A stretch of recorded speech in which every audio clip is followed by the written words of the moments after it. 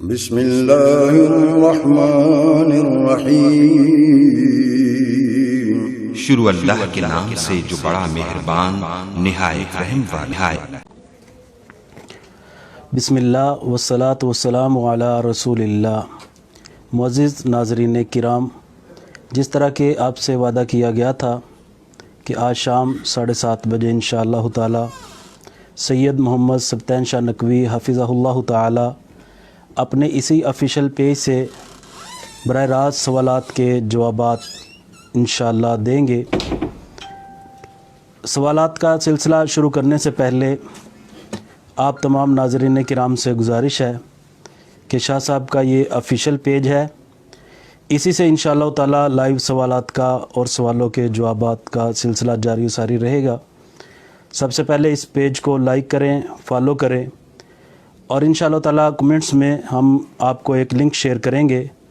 جو سید محمد سبطین شاہ Naqvi official YouTube کا link ہوگا۔ آپ احباب سے گزارش ہے کہ آپ اس کو سبسکرائب کریں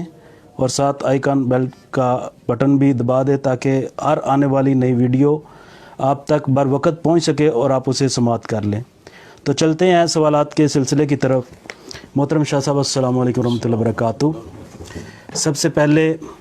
آپ کے بہت زیادہ چاہنے والوں نے آپ کی خدمت میں سلام عرض کیا ہے اور آپ کی خیریت دریافت کر رہے ہیں، حال چال پوچھ رہے ہیں۔ سلام کے جواب کے بعد اپنے ناظرین کے لیے کوئی ایک جملہ۔ حالات میں اللہ تبارک و تعالیٰ سے دعا کریں کہ اللہ تعالیٰ اس مصیبت کو، اس پریشانی کو جو ہے وہ ٹال دے اور امت کو سکون نصیب کرے۔ جن ساتھیوں نے سلام بھیجا ہے اللہ تعالیٰ ان پر رحمت نازل فرمائے، اللہ تعالیٰ ان کو دنیا آخرت میں بہترین جزا عطا فرمائے، اور انشاءاللہ یہ سلسلہ آگے چلتا رہے گا، مزید آگے۔ محترم شاہ صاحب، ایک لاک ڈاؤن کی صورتحال چل رہی ہے، کافی لوگ اپنے گھروں میں فارغ وقت گزار رہے ہیں، تو یہ فارغ وقت وہ اپنا کیسے گزارے، اس کے لیے انہیں کوئی ایک نصیحت فرما دیں۔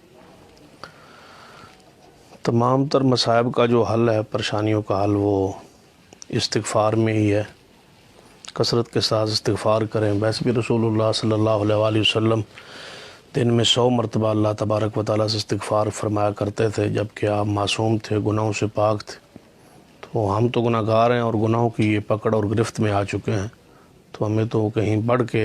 استغفار کرنی چاہیے، اور کم از کم 100 مرتبہ ایک دن میں اللہ تعالیٰ سے اپنے گناہوں کی معافی مانگنا، یہ نبی علیہ السلام کا طرز عمل ہے، یہ آپ کا حکم ہے، ہمیں چاہیے اس سنت پر عمل کریں، اور کثرت کے ساتھ ساتھ درود و سلام پڑھیں، کیونکہ وہ بھی حدیث ہے سنن نبی داؤد وغیرہ میں کہ درود پڑھنے سے اللہ تعالیٰ ہر غم کو، ہر مصیبت کو، ہر پریشانی کو دور کر دیتا ہے۔ تو نصیحت کروں گا دوست احباب کو کہ کثرت کے ساتھ درود و سلام پڑھیں، انشاءاللہ یہ مصیبت بہت جلد ٹل جائے گی درود پاک کی برکت سے۔ یہ بہت پیارا محترم شاہ صاحب نے نسخہ بتلایا ہے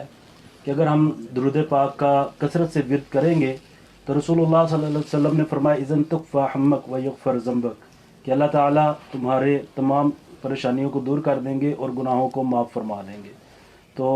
فارغ وقت میں گھر جب آپ رہتے ہیں تو یہ بہت بڑی نصیحت ہے، کثرت سے درود پاک پڑھیں، اللہ تعالیٰ تمام مشکلات کو آسان فرما دیں گے۔ اور ہم یہ دعا کرتے ہیں کہ اس وقت یہ جو صورتحال ہے، اللہ تعالیٰ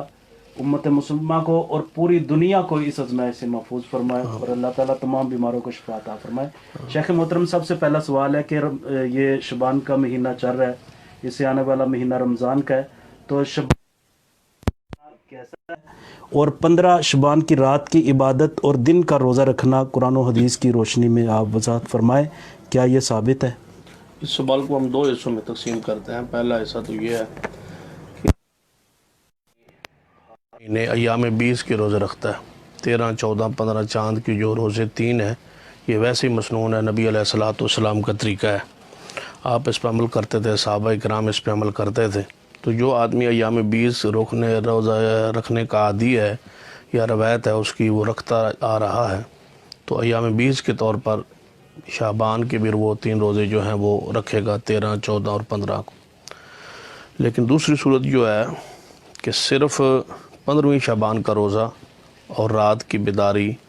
اور اس کو شب برات کا نام ہمارے ملک میں دیا جاتا ہے۔ تو میرے علم کے مطابق کوئی ایسی صحیح حدیث نہیں ہے نبی اکرم صلی اللہ علیہ وسلم سے جو بات سند صحیح ثابت ہو کہ آپ نے 15ویں شعبان کے کوئی رات کو خاص عبادت کی ہو یا اس کی کوئی ترغیب دی ہو یا آپ نے اگلے دن کا روزہ رکھا ہو. جتنی روایات اس حوالے سے پیش کی جاتی ہیں وہ ساری کی ساری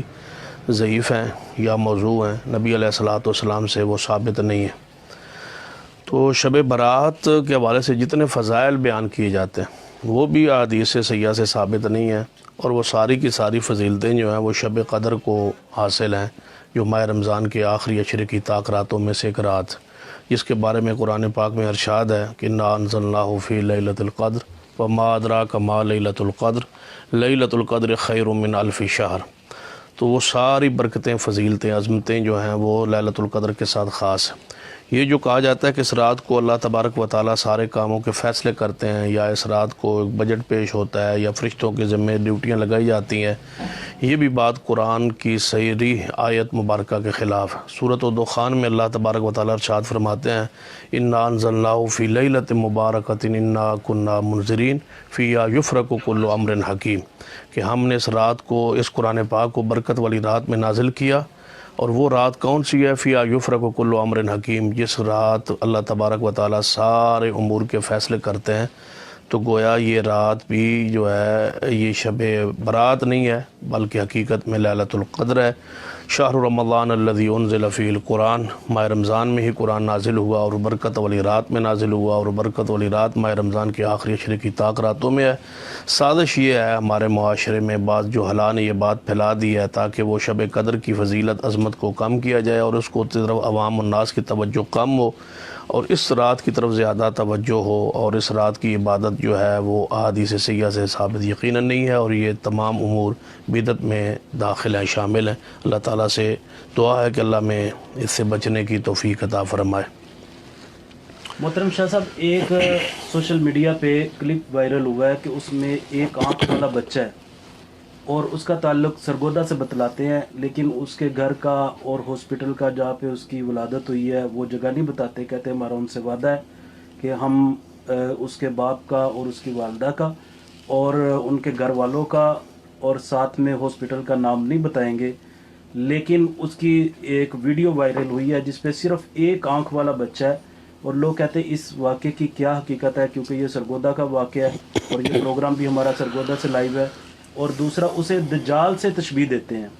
تو کیا دجال کی پیدائش اس سے پہلے ہو چکی ہے، یا پھر یہی جو بچہ جسے دجال سے تشبیہ دیتے ہیں اس کی کیا حقیقت ہے؟ چونکہ یہ واقعہ سرگودا سے منسوب ہے، ہم تو سرگودا میں موجود ہیں اور آج تک ہمیں تو نہیں پتہ چلا یہ کہاں واقعہ پیش آیا اور کس کے گھر میں بچہ پیدا ہوا. لوگوں سے سنا ہے اور ان سے پوچھا ہے، لیکن کوئی آدمی بتانے کے لیے تیار نہیں ہے کہ وہ کہاں ہے. باقی رہ گئی بات کہ یہ اس کی ایک آنکھ ہے، تو لہٰذا وہ اس کو نسبت جو ہے وہ دجال کی طرف کی جا رہی ہے. اس حوالے سے گزارش یہ ہے کہ دجال جو ہے اس کی ایک آنکھ نہیں ہوگی بلکہ دونوں آنکھیں ہوں گی. یہ صراحت حدیث میں موجود ہے کہ نبی صلی اللہ علیہ وسلم میں اس کی ایک آنکھ سے وہ کانا ہوگا اور انگور کے دانے کی طرح اس کی وہ آنکھ ابری ہوگی. یعنی کہ اس کی آنکھیں دو ہی ہوں گی اور ایک آنکھ اس کی جو ہے وہ ایک آنکھ جو ہے وہ خراب ہوگی، وہ کانا ہوگا. تو یہ وضاحت رسول اللہ صلی اللہ علیہ وسلم نے فرما دی، اور اس لیے فرمائی ہے کہ تاکہ قیامت تک کوئی میری امت کو اس حوالے سے گمراہ نہ کر سکے، مشابہت نہ کر سکے. تو انہیں تو وضاحت فرما دی. اس کے علاوہ دوسری بات یہ ہے کہ دجال پیدا ہو چکا ہے، وہ دنیا کی کسی جزیرے میں، سمندر کسی جزیرے میں موجود ہے، اس کو باندھا ہوا ہے اور اس کی تفصیل احادیث میں موجود ہے. تو حضرت سیدنا تمیم داری رضی اللہ تعالیٰ جو صحابی رسول ہیں، ان سے وہ دجال کو انہوں نے دیکھا بھی تھا، اس کو ملے بھی تھے اور اس کی تفسیر رسول اللہ صلی اللہ علیہ وسلم سے بیان بھی کی تھی، اور دجال سے وہ مخاطب بھی ہوئی ہے، اس چند سوالات کی اور دجال نے اس کے جوابات بھی دیے. تو نبی علیہ الصلوۃ والسلام کی حدیث میں صراحت وضاحت آ گئی کہ وہ پیدا ہو چکا ہے. اور یہ بھی نہیں ہے کہ اس نے سرگودا میں پیدا ہونا ہے، وہ نبی علیہ السلام نے وہ علاقے کا تعین بھی کر دیا ہے کہ اصفہان کے علاقے سے جزیرہ جہاں وہ موجود ہے وہاں سے نکلے گا، اس کو کھولا جائے گا، اصفہان کی طرف جائے گا، اور پھر آگے اس کی پوری تفصیل ہے کہ وہ دنیا کے ہر شہر میں جائے گا. لیکن اس بچے کو دجال سے منسوب کرنا یہ بہت بڑی زیادتی ہے. کسی کے ہاں اگر بچہ ایسا پیدا ہوا، بعض دفعہ ایسا ہوتا ہے کسی بچے کے 2 سر ہوتے ہیں، کسی کا ناک جو ہوتا ہے وہ تالو سے ملا ہوتا بچے ہے، آپس میں جڑے ہوتے ہیں، پھر آپریٹ کر کے جڑے الگ ہوتے الگ ہیں. کر کوئی کے. ایسی صورت بھی ہے، ایک آنکھ بھی اگر اللہ تعالیٰ اس پر قادر ہے اس کو ایک آنکھ جو ہے وہ دے سکتا ہے. اگر کوئی اس میں حقیقت بھی ہے کہ بچہ پیدا ہوا ہے تو، لیکن اس کو دجال کہنا یہ تو بہت بڑی زیادتی ہے کہ ایک بچے کو، معصوم کو، اس کو دجال سے نسبت دینا اور کہنا یہ دجال. ان کو کیسے خبر آ گئی ہے کہ یہ دجال ہے؟ دجال کی کوئی علامت اس میں موجود نہیں ہے. جو کچھ ہم نے اس کو ویڈیو میں دیکھا ہے اس بچے کی یعنی صورت. سیدنا تمیم داری رضی اللہ تعالیٰ عنہ کی جزیرے میں اس سے ملاقات ہونا یہ اس بات کی دلیل ہے کہ دجال پہلے سے پیدا ہو چکا ہے اور قرب قیامت اس کا ضرور ہے. اس میں کوئی شک نہیں ہے. اور وہ صحیح قیامت کی علامات کبریٰ میں سے. علامات کبریٰ میں سے ابھی تک اس کا خروج جو ہے وہ نہیں ہوا. شیخ محترم، اگلا سوال یہ ہے کہ رسول اللہ صلی اللہ علیہ وسلم نے فرمایا کہ جب بچہ پیدا ہو تو 7ویں دن اس کا عقیقہ کیا جائے. تو عقیقے کا کیا حکم ہے؟ کیا یہ عقیقہ کرنا لازم ہے؟ اور اگر کسی کا 7ویں دن عقیقہ نہیں ہو سکا یا پھر وہ ان کے وسائل نہیں تھے، بڑی عمر میں آ کے آدمی خود اپنا عقیقہ کر سکتا ہے یا پھر بچے کا 7ویں دن کے بعد بھی عقیقہ کیا جا سکتا ہے؟ اس کی وضاحت. بعض لوگوں کی اس کو کہتے ہیں حقیقہ کے حوالے سے کہتے ہیں کہ جاہلیت کی رسم ہے. تو یہ کہنا بذات خود ایک جہالت ہے. یہ نبی اکرم صلی اللہ علیہ وسلم کی سنت ہے اور رسول اللہ صلی اللہ علیہ وسلم اس کا امر بھی دیا ہے، حکم بھی دیا ہے اور وضاحت کی ہے اور اس پر عمل بھی کیا ہے. سیدنا حسن رضی اللہ تعالیٰ عنہ کا عقیقہ رسول اللہ صلی اللہ علیہ وسلم نے کیا تھا اور عقیقہ جو ہے وہ 7ویں دن ہی سنت ہے کہ 7ویں دن عقیقہ کیا جائے. سنت تو یہی ہے، طریقہ یہی ہے. لیکن ایک حدیث ہے جس سے یہ ثابت ہوتا ہے کہ نبی علیہ الصلوۃ والسلام نے ارشاد فرمایا کہ ہر بچہ جو پیدا ہونے والا بچہ ہے وہ اپنے عقیقہ کے عوض جو ہے وہ گروی ہے، رہن ہے اس کی، یعنی کہ وہ معلق ہے. تو اس حدیث سے یہ ثابت ہوتا ہے. علماء یہاں پہ معلق کی وضاحت چاہتے ہیں کہ اس سے کیا مراد ہے. اس سے مراد 2 صورتیں ہیں. ایک صورت علماء امت نے یہ بیان کی ہے کہ اس کو بیماریاں، تکلیفیں، پریشانیاں اگر اس کا عقیقہ نہیں ہوگا تو اس کے پریشانیاں آتی رہیں گی، بیماریاں آتی رہیں گی، بچہ کو تکالیف سے، پریشانیوں سے نجات نہیں پائے گا. ایک صورت تو یہ بیان کی گئی ہے. دوسری صورت یہ ہے کہ، اور یہ بڑی یعنی کہ قابل غور ہے، جو علماء امت نے دوسری وجہ بیان کی ہے کہ اس کے اعمال آسمان پہ نہیں چڑھتے. تمام اعمال اس کے آسمان زمین کے درمیان معلق کر دیے جاتے ہیں جب تک اس کی طرف سے عقیقہ نہ کیا جائے. تو ان تمام تشریحات سے یہی ثابت ہوتا ہے کہ عقیقہ جو ہے ضروری ہے، اس کو کرنا چاہیے اور یہ سنت ہے اور موقع تقید ہے اور نبی علیہ الصلوۃ والسلام کا اس پر عمل ہے، صحابہ کرام کا اس پر عمل ہے. تو یہ جاہلیت کی رسم نہیں ہے. اس حدیث سے یہ ثابت ہوتا ہے کہ جس میں ہے کہ ہر بچہ اپنے عقیقہ کے عوض جو ہے وہ گروی ہے، تو کہ عقیقہ کبھی بھی کیا جا سکتا ہے. 7ویں دن تو سنت ہے. اس کے بعد جب بھی اگر طاقت نہ ہو، استطاعت نہ ہو یا کوئی ایسا شرعی معقول عذر ہو تو اس کو مؤخر کرے. اگر ہو جائے تو اس کو بعد میں بھی اس کو کرنا چاہیے تاکہ وہ اس جو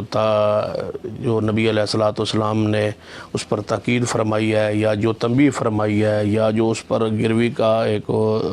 تذکرہ کیا ہے، تاکہ اس کے جان کو، اس کے روح کو اس سے چھڑایا جا سکے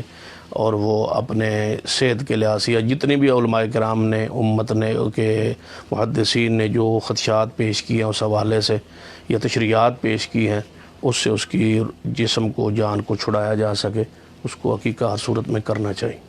یعنی 7ویں دن میں ہر صورت کرنا ہے اور اگر نہیں ہو سکتا تو کسی وقت جب بھی استطاعت و طاقت. معروف ہے کہ اگر 7ویں دن نہیں ہوتا، 8ویں، 9ویں، 10ویں دن یا کسی بھی عمر کے حصے میں عقیقہ کیا جائے تو اس کا گوشت ایک صدقہ ہوتا ہے اور وہ خود نہیں کھا سکتا، وہ دوسروں کو تقسیم کیا. نہیں، ایسی کوئی صورت صحیح حدیث میرے علم میں نہیں ہے کہ اس کو صدقے کا مطلب ہی قربانی ہوتی ہے. تو مطلب یہی ہے کہ اس کی طرف سے وہ قربانی ہے. یعنی خود کھا بھی سکتا ہے، دوسروں کو بھی کھلایا جا سکتا ہے. قربانی کیا کام ہے، لوگوں کو بھی بعد میں کھلایا جا سکتا ہے جن پہ صدقہ نہیں لگتا. قربانی کیا کام ہی ہے اس پر انشاءاللہ. یعنی کہ قربانی کی طرح ہے. ویسے اس کے ضروری نہیں ہے کہ اس کو ایسے تقسیم کرنا جیسے قربانی گوشت کو تقسیم کیا جاتا ہے. ہر صورت اختیار کی جا سکتی ہے، سارا کھایا بھی جا سکتا ہے، بانٹا بھی جا سکتا ہے. جو لوگ اللہ تعالیٰ کے راستے میں لڑتے ہیں اور اپنی جان کو قربان کر دیتے ہیں، یہ ایک بہت بڑا رتبہ ہے شہادت کا. لیکن کچھ اموات ایسی ہیں کہ رسول اللہ صلی اللہ علیہ وسلم نے ان کے متعلق شہادت کا درجہ آپ صلی اللہ علیہ وسلم نے بیان کیا ہے. جس طرح کوئی ایسی عورت ہے بوقت ولادت جس کے ہاں بچے کی پیدائش کے وقت اسے موت آ جاتی ہے، تو ایسی خاتون کے لیے شہادت کا درجہ ہے. تو کیا آج کل یہ جو کرونا وائرس کے نام کی وبا چل رہی ہے، جس سے پوری دنیا میں ایک بڑی عجیب سی کیفیت ہے کہ مسلم بھی اس کی وجہ سے فوت ہو رہے ہیں اور غیر مسلم بھی فوت ہو رہے ہیں، تو کیا جو مسلمان اس کرونا وائرس بیماری کی وجہ سے فوت ہو جاتے ہیں انہیں شہید کہا جا سکتا ہے؟ کرونا وائرس کے حوالے سے پہلے بھی ایک گفتگو میں نے اس کی وضاحت سرات کی ہے کہ اس حوالے سے صحیح مسلم میں حدیث موجود ہے طاعون کے حوالے سے، اور یہ بھی طاعون بھی ایک وبائی مرض ہے، اور یہ بھی جو کرونا وائرس ہے یہ بھی ایک وبائی مرض کی صورت اختیار کر چکا ہے، پوری دنیا اس سے متاثر ہے. لیکن اس کا ڈر اور خوف جو ہے ہر بندے پر جو ہے نا وہ طاری کر دیا گیا ہے، بلکہ جو لوگ اس سے بیمار ہوتے ہیں یا متاثر ہیں ان کو بھی ایک ڈرونی صورت اختیار کر گیا ہے کہ اس سے ڈرتے ہیں لوگ، اور اس کو نام بھی جو ہے وہ کرتینہ وغیرہ اس کا نام بھی ڈرونا سا رکھ دیا گیا ہے، جو حتیٰ کہ اس وجہ سے میں سمجھتا ہوں کہ یہ بیماری زیادہ پھیلنے کا خدشہ ہے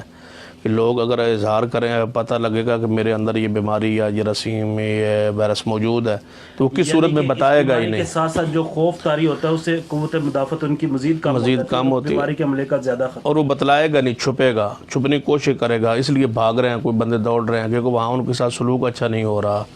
تو اس لیے ضروری ہے کہ وہاں ان کے ساتھ سلوک ایسا ہو، اچھا ہو، اور اس کی انداز بھی اس کو لے جانے کا اچھا ہونا چاہیے، معیاری ہونا چاہیے. وہاں علاج کے لیے گیا ہے نا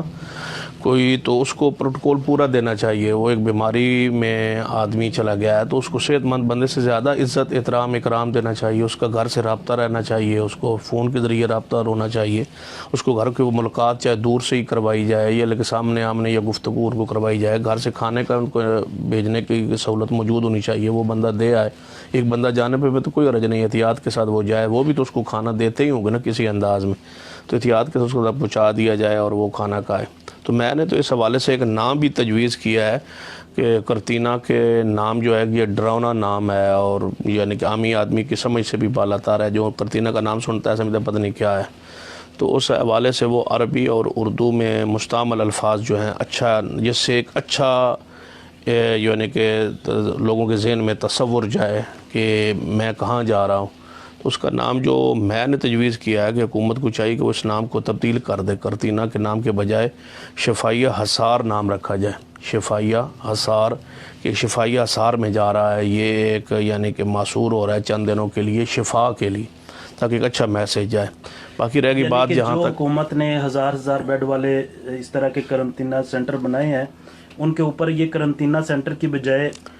شفائیہ حصار نام رکھا جائے. ایک تو وہ یعنی کہ نام خوف کم ہو جائے گا، لوگوں کے ذہنی جو ہے نا وہ ذہنی میں جو تصور آ گیا نا ڈر کا خوف کا وہ ختم ہو جائے گا. اور جہاں تک آپ کے سوال کا تعلق ہے اس کے بارے میں تو صحیح مسلم میں حدیث موجود ہے، غالباً 5255 حدیث نمبر ہے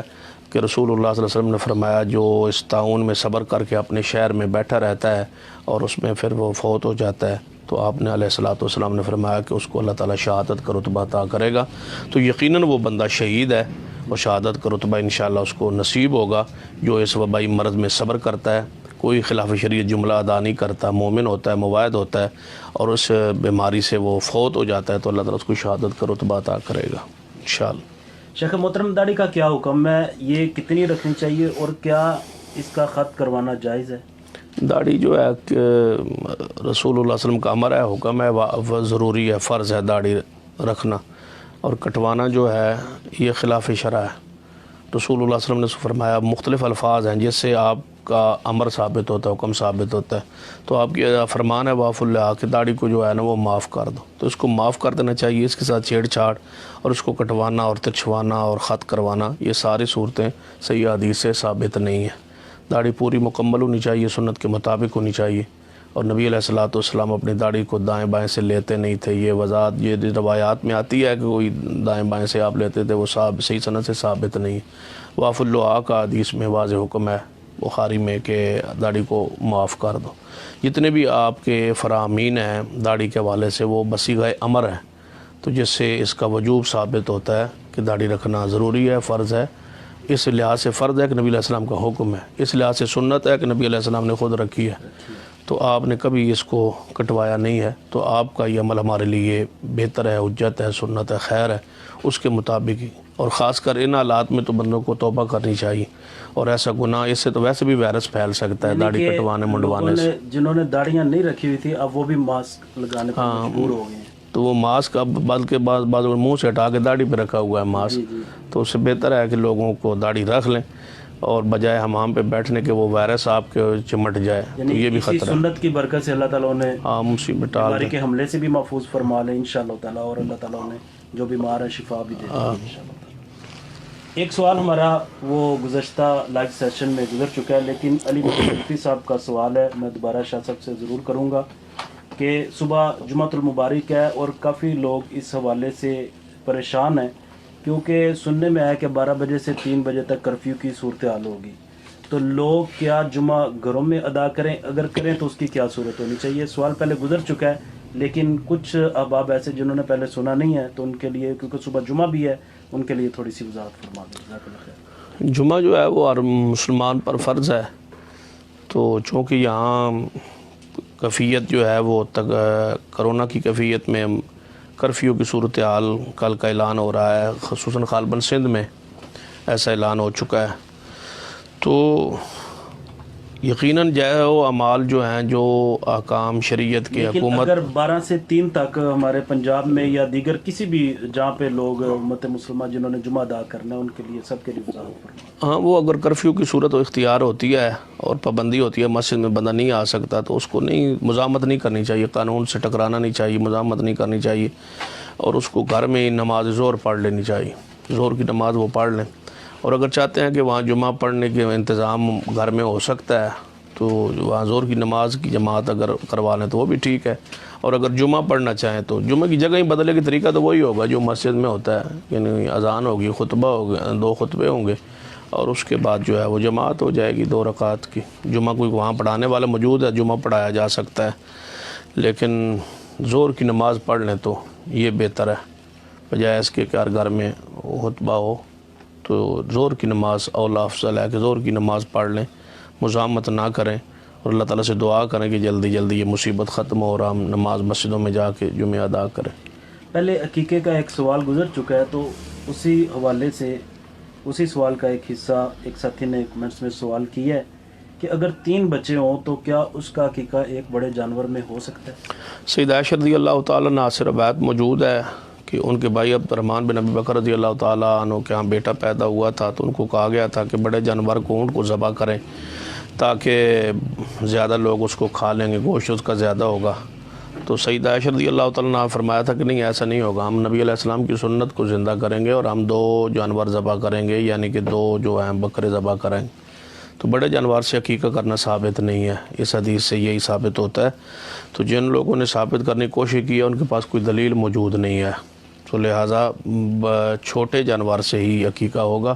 2 بکرے ذبح کرنا پڑیں گے۔ اگر یہ 3 بچے ہیں تو 6 بکرے جو ہیں وہ ذبح کرنے پڑیں گے، اگر بچیاں ہیں تو 3، بچے کی طرف سے 2 اور تو بچی کی طرف سے 1، اگر بچی ہے تو اس کی طرف سے 1 ہو جائے گا، تینوں اگر بیٹے ہیں تو 6 ہو جائیں گے، اگر 1 بچی ہے تو اس کو 5 ہو جائیں گے۔ نماز تراویح کے متعلق 2 سوال ہمارے پاس آئے ہیں، تو دونوں کو میں ملا کے آپ کے سامنے پیش کرتا ہوں۔ پہلا سوال یہ ہے کہ رسول اللہ صلی اللہ علیہ وسلم نے نماز تراویح 3 دن جماعت کے ساتھ ادا کی، آپ نے امامت کروائی۔ حضرت عمر رضی اللہ تعالیٰ عنہ کے دور میں اسے مستقل پورا مہینہ جماعت کروائی گئی، تو کہہ رہے ہیں ساتھی کہ کیا رسول اللہ صلی اللہ علیہ وسلم نے 3 دن کروائی اور سیدنا عمر رضی اللہ تعالیٰ عنہ نے اسے مستقل ایک جماعت کی شکل دے دی، تو کیا یہ ٹھیک ہے کہ صحابی کا عمل رسول اللہ صلی اللہ علیہ وسلم کے عمل کی پیروی کریں گے یا سیدنا عمر کے عمل کی پیروی کریں گے؟ اور دوسرا سوال یہ ہے کہ نماز تراویح میں جو قاری صاحب امامت کرواتے ہیں، اگر انہیں قرآن یاد نہ ہو تو کیا وہ اوپر سے دیکھ کے قرآن کی تلاوت کر سکتے ہیں؟ اس حوالے سے حدیث پاک میں وضاحت سرات موجود ہے کہ نبی اکرم صلی اللہ علیہ وآلہ وسلم نماز تراویح جو ہے وہ عشاء کی نماز کے بعد ماہ رمضان میں اس کو ادا فرمایا کرتے تھے، صحیح حدیث ہے، صحیح البخاری وغیرہ میں روایات موجود ہے۔ لیکن اس حوالے سے عوام الناس میں یہ غلط فہمی پھیلا دی گئی ہے کہ یہ سیدنا عمر رضی اللہ تعالیٰ عنہ نے شروع کی ہے، ایسی کوئی بات نہیں ہے، یہ صحیح حدیث سے ثابت ہے، بخاری سے، مسلم سے، کہ نبی اکرم صلی اللہ علیہ وسلم ماہ رمضان کے آخری عشرہ میں طاق راتوں میں یہ جماعت کرواتے تھے۔ تو جماعت رسول اللہ صلی اللہ علیہ وسلم نے کروا کے تو جو ہے وہ اس کو سنت ثابت کر دیا۔ بعض لوگوں کے ذہن میں یہ ڈال دیا گیا ہے بات کہ نبی علیہ السلام صرف 3 راتیں پڑھی، یہ بات بھی درست نہیں ہے۔ آپ نے پورا مہینہ نماز تراویح پڑھی ہے، اور حدیث میں ہے من قام رمضان ایمانا و احتسابا غفر له ما تقدم من ذنبه، کہ جو ماہ رمضان میں پورے قیام کرتا ہے پورے ماہ رمضان کا ایمان اور ثواب کی نیت سے، اللہ تبارک و تعالیٰ اس کے پچھلے گناہوں کو معاف کر دے گا۔ تو اس حدیث سے یہ ثابت ہوتا ہے کہ پورا مہینہ قیام ہے۔ صرف نبی علیہ السلام 3 راتیں جماعت کروا کے یہ ثابت کیا کہ یہ جماعت بھی سنت ہے، اور جماعت کا بھی اجر و ثواب جماعت کروانا امت کے لیے تعلیم کے لیے۔ لیکن آپ چاہتے تھے کہ اس سے آگے بھی جماعت کروائیں، وہ بھی حدیث میں صراحت موجود ہے۔ صحابہ کرام منتظر تھے، بخاری میں حدیث ہے نبی اکرم صلی اللہ علیہ وسلم اپنے حجرہ پاک میں موجود رہے اور باہر تشریف نہ لائے۔ جب سحری کا وقت قریب ہونے لگا، ختم ہونے تک، تو نبی علیہ السلام باہر تشریف لائے۔ آپ نے فرمایا مجھے معلوم تھا تمہارا آنا، اکٹھا ہونا، لیکن میں اس لیے باہر نہیں نکلا کہ اگر یہ نماز اللہ کو بڑی پسند آئی ہے، اور اگر میں یہ جماعت کرواؤں گا تو کہیں تم پر فرض نہ آ جائے اور پھر تم فتعجزوا عنہا، پھر تم اس سے عاجز آ جاؤ۔ تو میں نہیں چاہتا کہ تم پر یہ نماز لاگو کر دی جائے، فرض کر دی جائے۔ آپ اس شفقت اور محبت اور رحمت کی وجہ سے تشریف نہیں لائے۔ دوسری حدیث میں موجود ہے نبی اکرم صلی اللہ علیہ وسلم کے صحابی حضرت جابر رضی اللہ تعالیٰ عنہ، وہ آئے، وہ فرمایا یا رسول اللہ صلی اللہ علیہ وسلم، میں نے جو ہے ایک نیا کام کیا ہے۔ فرمایا ایک کام میں نے کیا۔ فرمایا وہ کون سا کام؟ فرمایا گھر میں مجھے عورتوں نے کہا کہ آپ نماز تراویح کی جماعت کروائیں، تو میں نے وہاں نماز تراویح کی جماعت کروائی گھر میں، تو نبی علیہ السلام خاموش رہے۔ اگر آپ 3 دن سے زیادہ جماعت کو ناپسند کرتے ہوتے تو رسول اللہ صلی اللہ علیہ وسلم اس سے روک دیتے۔ تو سیدنا صدیق رضی اللہ تعالیٰ عنہ کے زمانہ خلافت میں بھی فرداً جماعت کے بغیر تراویح ہوتی رہی۔ صحابہ مختلف جماعتوں میں، ٹولیوں میں پڑھتے رہے، یعنی کوئی ادھر جماعت کرا لیتا، کوئی ادھر جماعت کرا لیتا، اپنی جماعت کوئی گھروں میں کرا لیتا، کوئی مسجد نبوی میں کرا لیتا۔ سیدنا عمر رضی اللہ تعالیٰ عنہ کے زمانہ خلافت میں بھی ایسا ہی یہ جاری رہا، لیکن آپ ایک دفعہ تشریف لائے تو مسجد نبوی میں ایک ہی وقت میں کئی جماعتیں ہو رہی تھیں، یعنی جماعتیں پہلے ہو رہی تھی۔ سیدنا عمر رضی اللہ تعالیٰ نے فرمایا بجائے اس کے جب تم جماعت کروا رہے ہو اور نماز پڑھ رہے ہو تو ایک مسجد میں کئی جماعتیں کروانے کا کیا معنی ہے؟ اس سے بہتر ہے کہ ایک امامت پر تم سارے متفق ہو جاؤ۔ تو سیدنا عمر رضی اللہ تعالیٰ نے سیدنا تمیم داری کو حکم دے دیا کہ وہ عورتوں کو جماعت کرائے، اور حضرت ابی بن کعب رضی اللہ تعالیٰ نے حکم دے دیا کہ وہ مردوں کو جماعت کرائے اور 8 رکعت جو ہے وہ ان کو پڑھایا کرے اور وتر پڑھایا کرے۔ تو اگلے دن نبی سیدنا عمر رضی اللہ عنہ تشریف لے آئے تو وہ جماعت اس طرح ہو رہی، تو فرمایا تو یہ بہتر کام نہیں ہے، یہ اچھا کام نہیں ہے۔ تو آپ نے اس کام کو، یعنی کل کی بنسبت یہ اچھا کام ہے کہ میں نے ایک امام پہ سارے صحابہ کو متفق کر دیا ہے۔ سیدنا عمر رضی اللہ تعالیٰ نے ایک امام پر سب کو متفق کیا ہے، نماز تراویح کی رکعات کو، نماز تراویح کی تعداد کو، نماز تراویح کے وجود کو انہوں نے شروع نہیں کیا، نئے طریقے سے شروع نہیں کیا، صرف انہوں نے کہا بجائے 4-5 جماعتیں کرانے کے ایک جماعت کروا لیں۔ تو اس میں سیدنا عمر رضی اللہ تعالیٰ عنہ نے بہترین ایک حکم جاری کیا، طریقہ جاری کیا ہے کہ ایک امام پر ایک مسجد میں، تو یہ ایک بہترین طریقہ ہے۔ سیدنا عمر رضی اللہ تعالیٰ نے بس یہی کام کیا، اس کے علاوہ کچھ بھی نہیں کیا، اور اگر کیا بھی ہو تو نبی علیہ السلام کی حدیث ہے کہ میرے بعد تم بڑے بڑے اختلافات دیکھو گے، اور جب تم اختلافات دیکھو گے علیکم بسنتی و سنت الخلفاء الراشدین المہدیین، تم پر میری سنت اور میرے خلفاء کی سنت لازم پکڑ لینا، یہ تم پر ضروری ہے۔ تو نبی علیہ السلام کا طریقہ یہ ہے کہ آپ نے 3 رات جماعت کروائی ہے، سیدنا عمر رضی اللہ عنہ نے اس کو ایک امام پر تصرف کا شروع کر دیا ہے۔ تو دونوں طریقے موجود ہیں۔ یعنی علیکم بسنتی والی حدیث کی روشنی میں حضرت عمر رضی اللہ تعالیٰ عنہ کا اس طرح جمع کرنا یہ بھی رسول اللہ صلی اللہ علیہ وسلم کی ہی سنت ہے، کیونکہ آپ کا امر ہے نا کہ میری سنت اور میرے خلفاء کی سنت، گویا سیدنا عمر کی بات مان لی تو رسول اللہ صلی اللہ علیہ وسلم کی بات کو مان لی۔ اور دوسرا سوال کا جو حصہ تھا وہ کہ اگر حافظ نہیں ہے تو دیکھ کے پڑھا جا سکتا ہے یا نہیں پڑھا جا سکتا، قرآن مصحف سے دیکھ کے پڑھنا تراویح میں نماز نفل میں کوئی کبات نہیں ہے۔ اس میں سیدنا ذکوان رضی اللہ تعالیٰ عنہ کی روایت موجود ہے کہ وہ جماعت کرواتے تھے، اور سیدنا عائشہ رضی اللہ تعالیٰ عنہ کے وہ غلام تھے، اور وہ دیکھ کے مصحف سے، قرآن سے دیکھ کے وہ پڑھتے تھے قیام میں، تو کوئی حرج نہیں ہے، اگر دیکھ کے پڑھا جا سکتا ہے۔ شاہ صاحب رمضان المبارک میں یہ بھی دیکھنے میں ملا ہے کہ آگے قاری صاحب تو زبانی پڑھ رہے ہوتے ہیں نا، لیکن پیچھے لوگ مصحف سے دیکھ کر اسے سماعت کر رہے ہوتے ہیں، اس کے بارے میں ایسا نہیں ہونا چاہیے، اس سے بچنا چاہیے۔ اس سے نقصان جو ہے نا وہ توجہ نماز کی طرف کم رہتی ہے اور اس طرف توجہ زیادہ ہوتی ہے، تو ایسا کام نہیں ہے ثابت کہ پیچھے کوئی مصحف دیکھ کے، اگر جہاں بھول جائے امام وہاں اس کو لقمہ دیا جا سکتا ہے، پیچھے کوئی حافظ نہ ہو تو وہ رکوع کر سکتا ہے، وہاں رکوع کر لے،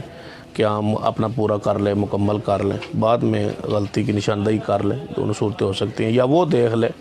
لیکن پیچھے والا نہیں، ایسا عمل نہیں ہے مناسب۔ جو موجودہ حالات چل رہے ہیں، اگر مسجد میں ساؤنڈ سسٹم پہ نماز ہو رہی ہے تو جو قریب کے گھر والے ہیں کیا اس آواز سے گھر میں جماعت ادا کر سکتے ہیں نماز؟ نہیں، ایسی صورت اختیار نہ کریں، مسجد سے ملحق جماعت کے ساتھ ہونا ضروری ہے، مسجد کے اندر ہو، وہ سب بڑھتے بڑھتے جہاں تک بھی پہنچ جائیں بہتر ہے، تو مناسب طریقہ یہی ہے کہ ایسا ہی کریں۔ عقیقے کے جو سوال پہلے چل رہے تھے، ابھی ساتھی جو لائیو دیکھ رہے ہیں ان میں سے کمنٹس میں سے ایک ساتھی نے اسی متعلق سوال کیا ہے، تو میں ضروری سمجھتا ہوں اسے بھی دوبارہ شامل کیا جائے۔ عقیقے کے گوشت کی تقسیم کا کیا طریقہ کار ہونا چاہیے؟ سارا کھا لیں، یعنی خود بھی کھا سکتے ہیں ہاں، اور تقسیم بھی کر سکتا ہے، جو بھی صورت جو صورت اختیار کرے وہ کر سکتا ہے، کوئی پابندی نہیں ہے، 3 حصوں والی کوئی لازم نہیں ہے، سارا کھایا جا سکتا ہے، تقسیم کیا جا سکتا سارا ہے، تقسیم بھی کیا جا سکتا ہے، سارا کھایا بھی جا سکتا ہے۔ بس بہترین دعوت وہ ہے جس میں کچھ غریبوں کو بھی دعوت دی جائے، تو غریبوں کو بھی، جن کو کوئی دعوت نہیں دیتا، آپ اپنی دعوت میں اس کو شریک کر لیں تو انشاءاللہ برکت ہو جائے گی۔ سعودی عرب کے ایک بھائی انہوں نے سعودیہ میں ایک گھر بنایا اور وہاں پہ نماز کے لیے ایک جگہ خاص کی ہے،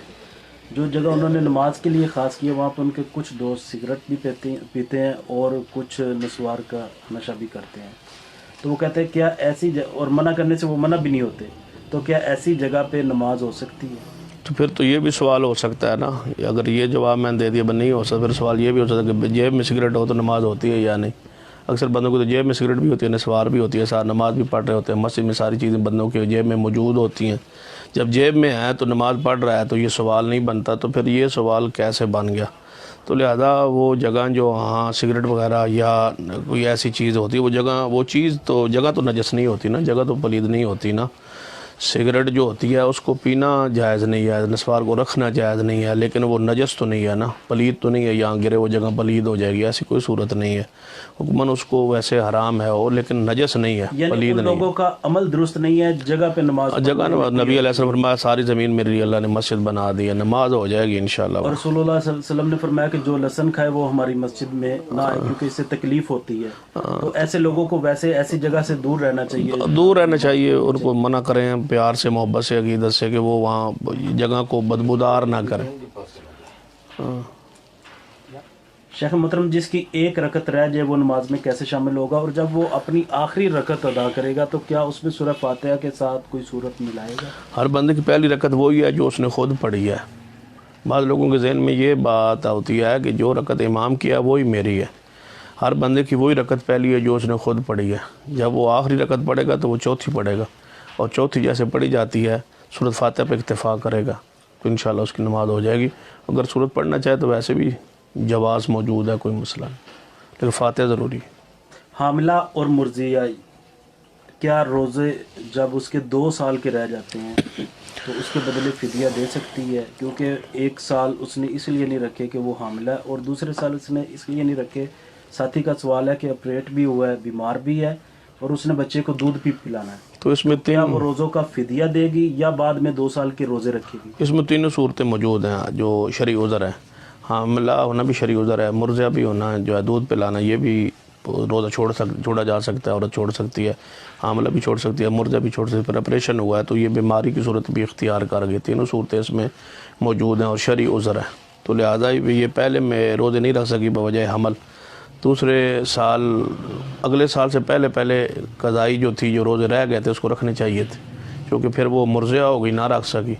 تو اس لیے اس کو فدیہ دے دینا چاہیے اگلے سال سے پہلے۔ اس طرح بھی ہو سکتا ہے کہ 1 سال کا فدیہ دے دے اور دوسرے سال کے اگلے سال کے روزوں کے آنے تک وہ انتظار، ایسی صورت بھی ہو سکتا ہے کہ اگر وہ بعد میں رکھنا چاہے تو رکھ سکتی ہے، لیکن پہلے سال تو مکمل کریں 1 سال کے، تو یعنی فدیہ فدیہ دینے کے بعد بھی رکھ سکتی ہے۔ ہاں وہ دوسری صورت اختیار کی جا سکتی ہے، یعنی کہ مرضع ہے تو کہتی ہے میں میرے دودھ اگلے سال سے پہلے ختم ہو جائے گا پلانا تو میں رکھ سکوں گی، تو وہ اگلے سال 1 سال کے مؤخر کر دے، فدیہ 1 سال کا دے دے، پچھلے سال کو کلیئر کر دے، اگلے سال جو ہے وہ صورتحال پھر دیکھ کے اس کے مطابق ہو سکتا ہے اگلے سال پھر وہ حاملہ کی صورت اختیار کر جائے، یہ بھی تو ہو سکتا ہے۔ ہمارا آج کے لائیو سیشن کا آخری جو سوال ہے وہ یہ ہے کہ یہ کرونا وائرس نام کی جو بیماری ہے،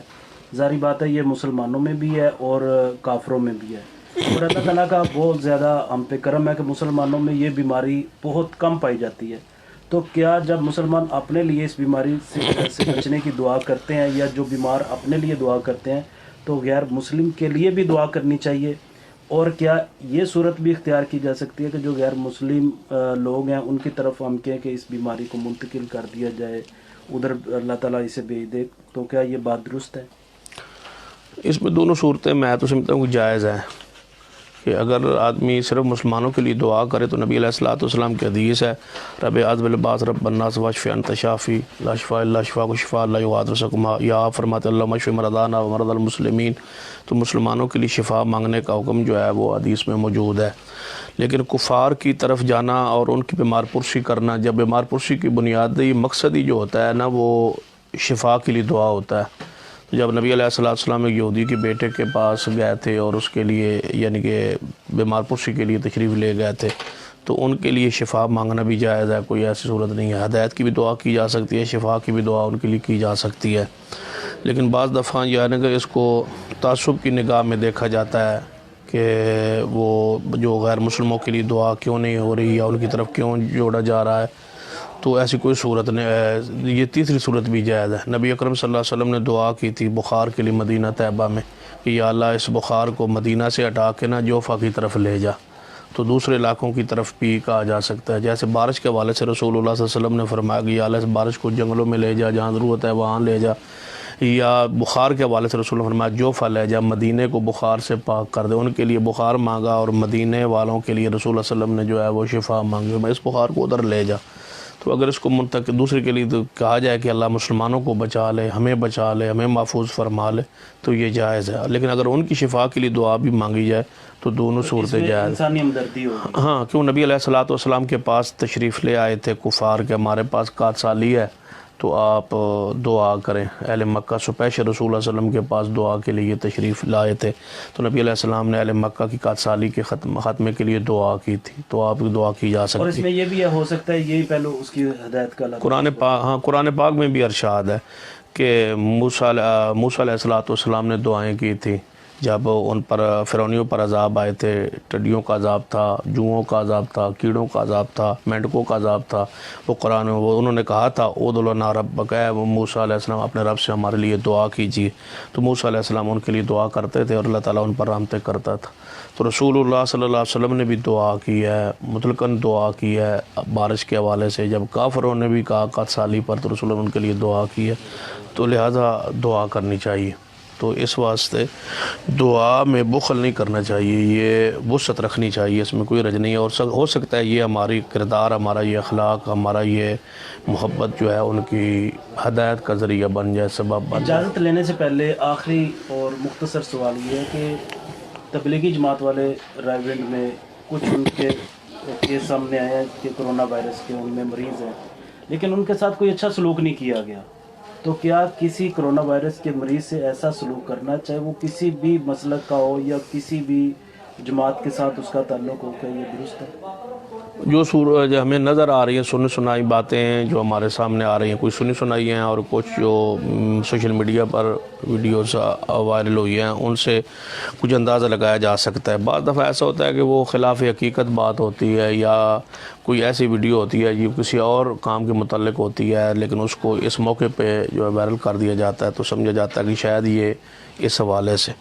بہرحال جو اگر اس میں حقیقت ہے تو مسل کی اگر ویسا ہی ہو تو کسی مریض کے ساتھ تو مسل کی اختلاف کے باوجود، منہجی اختلاف کے باوجود اگر تبلیغی جماعت کے ساتھ اس کو جوڑا جا رہا ہے یا ان کو صرف تنگ کیا جا رہا ہے یا پریشان کیا جا رہا ہے تو یہ قابل مذمت بات ہے۔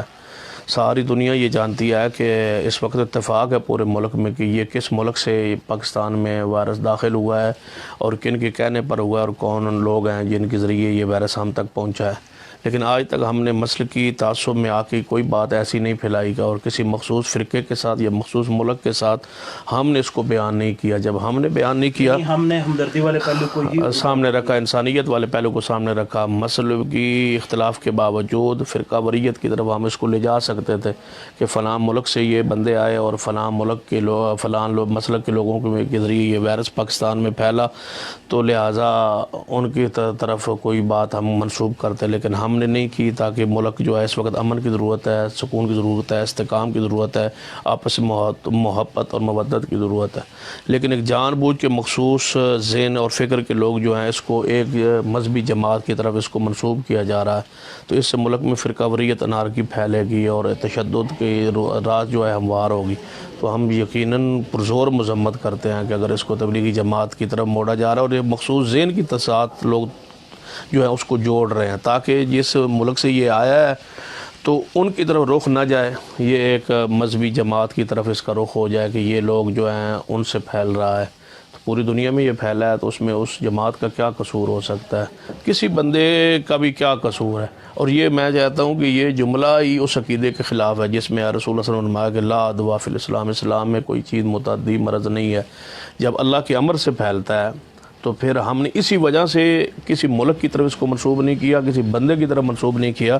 کہ اللہ کے امر سے پھیلتا ہے، اللہ کے حکم سے پھیلتا ہے، بندے سے دوسرے کو بیماری فی نفس سے ہی نہیں لگتی بلکہ دوسرے کو بھی اللہ کے امر سے لگتی ہے۔ جب یہ ہمارا عقیدہ ہے، یہ ہمارا ایمان ہے، تو پھر دوسرے کی طرف بیماری لگنے کے بعد ہم ہر ممکن تعاون کریں گے، نہ کہ اس طرح ان کی تعاون کریں گے۔ وہ تو میں نے پہلے کہہ دیا کہ تعاون کریں گے، اور اس کو مریض کو زیادہ حسن سلوک کی ضرورت ہے صحت مند بندے سے، تو لہٰذا اگر تبلیغی جماعت کے کسی گروہ میں یا کسی جماعت میں یہ یعنی کوئی وائرس سامنے آیا ہے تو اس کا علاج کرنا چاہیے، اس سے محبت کرنی چاہیے، اس سے شفقت کرنی چاہیے۔ لازمی وہ ہمارے ملک کے ہیں، ہمارے باسی ہیں، ہمارے مسلمان بھائی ہیں، مسلکی اختلاف ہو سکتا ہے، لیکن اس کے باوجود ایک مسلمان ہونے کے ناطے اور اسلامی بھائی ہونے کے ناطے یہ تو ہم پر فرض ہے کہ ہم ان کے ساتھ جو اس موقع پر محبت کا پیغام جو ہے وہ بھیجیں کہ ان کے ساتھ حسن سلوک ہونا چاہیے، اور جن لوگوں نے یہ کام کیا یا تشدد کیا ہے اس کی مذمت ہونی چاہیے اور ان کو سزا ہونی چاہیے، اور کافر کردار تک ایسے لوگوں کو پہنچانا چاہیے جو اس موقع پر ملک میں انارکی سازش کرنے سے باز نہیں آ رہے اور فرقہ واریت کی طرف دھکیل رہے ہیں، یا چند لوگوں کی طرف اس کو دھکیل رہے ہیں۔ بہت شکریہ شاہ صاحب۔ معزز ناظرین کرام، آج کے سیشن میں بہت زیادہ ہمارے پاس سوالات تھے، لیکن وقت کی قلت کے پیش نظر ہم اپنے پروگرام کو اور انشاءاللہ تعالیٰ یہی ہمارا پروگرام اب ہفتے والے دن شام 7:30 بجے ہوگا، اور سید محمد سبطین شاہ نقوی صاحب حافظہ اللہ تعالیٰ آپ احباب کے سوالات کے جواب دیں گے۔ آپ سے گزارش ہے کہ سید محمد سبطین شاہ نقوی حافظہ اللہ تعالیٰ کے اسی آفیشیل پیج کو لائک کریں، فالو کریں، اور اسی میں ہی کمنٹس میں ہمیں سوال اپنے بھیجیں انشاءاللہ تعالیٰ۔ لیکن سوال کرنے والوں سے ایک گزارش ضرور ہے کہ اپنے سوال کو انتہائی مختصر رکھیں۔ سوال آپ کا مختصر ہوگا لیکن جواب اس کا انشاءاللہ تعالیٰ تفصیلی ہوگا، اور بعض ساتھی بڑے بڑے لمبے سوال کرتے ہیں جو پوری شاہ صاحب کی ایک تقریر ہے، تو شاہ صاحب کی ایسے سوالات پہ سپیچز موجود ہیں جو کہ یوٹیوب پہ بھی آپ سرچ کر سکتے ہیں، اور آئندہ بھی انشاءاللہ تعالیٰ یہ پروگرامز کا سلسلہ دروس کا کانفرنسز میں اور خطبات جمعہ میں انشاءاللہ تعالیٰ جاری رہے گا۔ لیکن ہماری یہ کوشش ہے کہ یہ جو ہمارا سیشن لائیو سیشن ہے اس میں موجودہ حالات کے متعلق جو رہنمائی ہے وہ آپ کو دی جا سکے، تو ہمارے اس پیج کو بھی لائک کریں، اور اس کے ساتھ آپ کو کمنٹس میں ایک لنک ہم شیئر کریں گے یوٹیوب کا، سید محمد سبطین شاہ نقوی آفیشیل، اسے سبسکرائب کریں، آئیکن بیل کا بٹن بھی دبائیں تاکہ آپ کو ہر آنے والی ویڈیو بر وقت مل سکے۔ اپنے میزبان عمر فاروق شاکر کو اجازت دیجیے۔ السلام علیکم۔ پاکستان زندہ باد۔